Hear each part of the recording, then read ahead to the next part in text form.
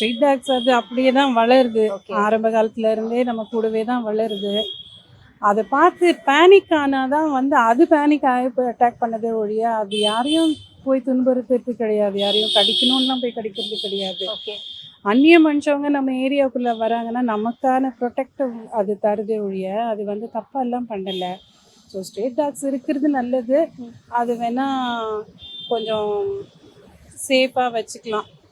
இந்த ஷெல்டர் அந்த மாதிரி ஏதாவது போட்டு பார்த்து வச்சுக்கலாம். கம்பல்சரியாக அதை கொண்டு போய் இந்த ஃபார்ம் சொல்கிறாங்க இல்லையா, அதில் அடைக்கணும். ஏன் சார்? இது ஒரு சின்ன குழந்தைங்க லேடிஸ் ஸ்கூட்டில் போகும்போது பின்னாடியே துரத்துது.